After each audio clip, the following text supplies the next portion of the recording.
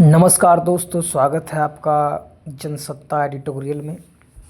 सबसे पहले motivational line देखते हैं। स्वाभिमानी पुरुष कभी किसी के आश्रय पर जीवित नहीं रहते। वे सहारा अवश्य मांगते हैं पर अपमानित कभी नहीं होना चाहते। यही उनकी विशेषता है। एडिटोरियल है आज का, विकास का सपना और वैश्विक स्थिति। कई वर्षों से हम यह सुन रहे हैं कि भारतीय इकोनॉमी में ने अभूतपूर्व तरक्की की है और पिछले 10 वर्षों में देश 11वें पायदान से 5वीं आर्थिक महाशक्ति बनने की हद तक पहुंच गया है। तरक्की का कारवां रुका नहीं। 2027 तक भारत के दुनिया की तीसरी आर्थिक शक्ति बन जाने की उम्मीद है। 2047 में अपनी आज़ादी का शतकीय उत्सव मनाते हुए भारत विकसित राष्ट्र बन जाएगा। ऐसी आशाजनक खबरें आती रहती हैं। मौजूदा सरकार देश की इकोनॉमी को शिखर पर पहुंचाना चाहती है और इसके लिए वह अपने देश की मौद्रिक और इन्वेस्ट पॉलिसी में एक संतुलन पैदा कर रही है। यह भी कहा जा रहा है कि पूरी दुनिया के देशों, जिसमें अमेरिका, चीन और रूस शामिल हैं, के मुकाबले हमारी आर्थिक विकास दर कम है। वर्ष के पहली 2-3 तिमाहियों में हमारी वृद्धि दर घटकर नेगेटिव संकेत दे रही है। कहाँ तो 7% से ऊपर रहने के सपने थे और आर्थिक जानकारों का कहना है कि भारत को अगर तय समय में विकसित करना है, बनाना है, तो उसे कम से कम 7.8% विकास दर हासिल करना चाहिए। यह विकास दर अभी दिवा स्वप्न लगती है। इस समय विकास दर 6.2% है और पिछली तिमाही में इससे भी कम थी।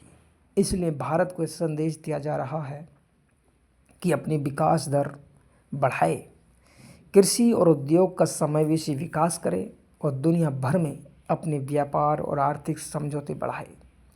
मगर अभी जो आंकड़े हमारे सामने आ रहे हैं वह बताते हैं कि द्रुत गति से तरक्की करने की घोषणाओं के बावजूद भारत अचानक आर्थिक गिरावट की राह पर चल रहा है या चल निकला है। कई क्षेत्रों में आर्थिक वृद्धि दर ने खराब प्रदर्शन किया है। विश्व बैंक कहता है कि भारत को अगर 2047 तक विकसित राष्ट्र बनाना है या उच्च आय वाले देशों में शामिल होना है तो हमारे देश की विकास दर 7.8% हो, जिसे कि हम इस समय करीब भी नहीं हैं। पिछले देशों की प्रकृति यह होती है कि वे उज्ज्वल भविष्य के लिए कोई भी साहसिक कदम नहीं उठा पाते।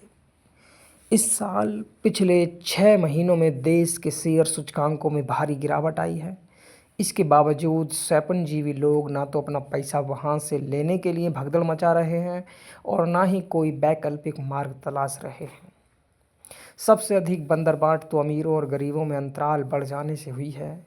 अक्सर पूछा जाता है कि यह फीसद कैसे बढ़ गया। जब मौद्रिक नीति में साख नीति को नियंत्रित करके रखा गया था और जमा पर ब्याज दरें बढ़ाकर अधिक से अधिक पैसा इकट्ठा करने की कोशिश की जा रही थी, लेकिन गलत प्राथमिकताओं के आधार पर हम कह सकते हैं कि देश ने यह स्वर्ण अवसर गंवा दिया है।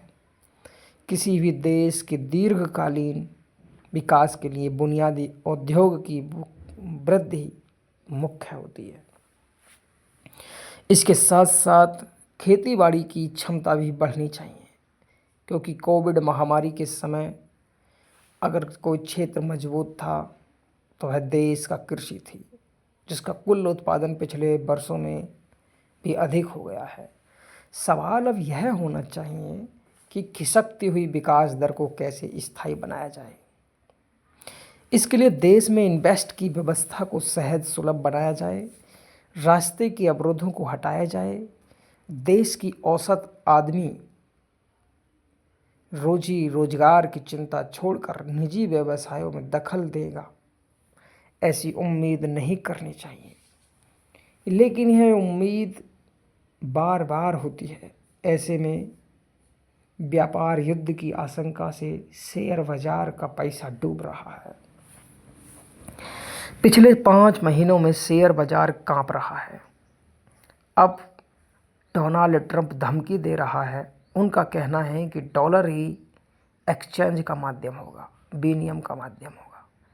यहाँ तो जिस तरीके से अमेरिकी राष्ट्रपति ने अमेरिकियों के लिए अमेरिका फर्स्ट का नारा देकर डॉलर को अनिवार्य मुद्रा बनाने की चेष्टा की है और तीसरी दुनिया के देशों जिनमें भारत शामिल है से कहा है कि यह शुल्क युद्ध केवल धमकी नहीं, जैसे को तैसा नीति है। आप हम पर शुल्क लगाएंगे तो हम भी ऊंची दरों से आप पर शुल्क लगाने में कसर नहीं छोड़ेंगे। ऐसा होगा तो तीसरी दुनिया के देशों के लिए अपना अस्तित्व बचा कर रखना कठिन हो जाएगा। मगर राजकोषीय घाटा अर्थात सरकारी आमदनी से अधिक खर्च और कुछ बयान करता है।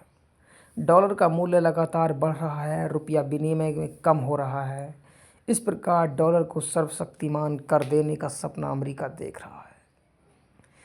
चाहे भारत उसके कुल व्यापार का 3% से भी अधिक नहीं। अमेरिका अपने शुल्क बढ़ाने से पीछे नहीं हट रहा। नतीजा एक ही होगा कि देश में वृद्धि दर अपेक्षित 8% तक नहीं पहुंच पाएगी, क्योंकि अब शुल्क युद्ध शुरू हो गया है। टैरिफ ट्रेड वार, इससे महंगे होते आयात और सस्ते होते निर्यात की स्थिति बन गई है। अर्थात संभव इन महंगे आयातों के कारण सरकार की कीमत नियंत्रण पॉलिसी पर असर पड़ेगा। 2025 के अंत तक देश का घाटा विदेशियों के निरंतर निर्यात के बावजूद लगातार बढ़ता रहेगा।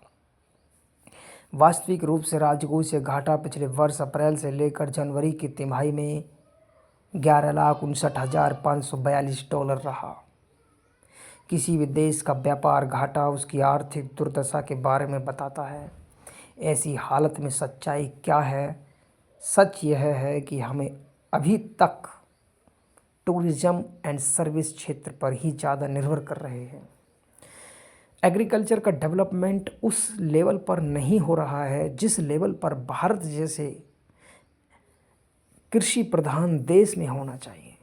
दूसरी ओर शेयर मार्केट कुछ और ही कहानी कह रही है, क्योंकि इंडियन इन्वेस्टर करता शर्तों के से उदासीन होकर फॉरेन इन्वेस्टर अपने इन्वेस्टर की धड़ाधड़ बिकवाली कर रहे हैं। कहाँ तो हम सोच रहे थे कि भारत को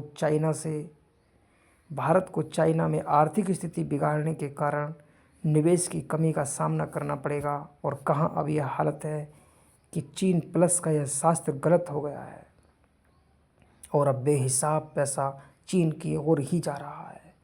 इस स्थिति को संभालने के लिए ट्रंप ने चीन पर 10% शुल्क बढ़ा दिया है, तो इसका असर भी प्रभावहीन हो रहा है, बल्कि भारतीय इन्वेस्टर को भी बाहर जाने का एक और विकल्प मिलता नजर आ रहा है। यही कारण है कि भारत में ना तो वृद्धि अपेक्षित स्तर पर हुई और ना ही देश में रोजी रोजगार से लेकर खुशहाली का वातावरण पनप रहा है। कुल मिलाकर बात यह है कि इस समय विकास दर 6.2% है।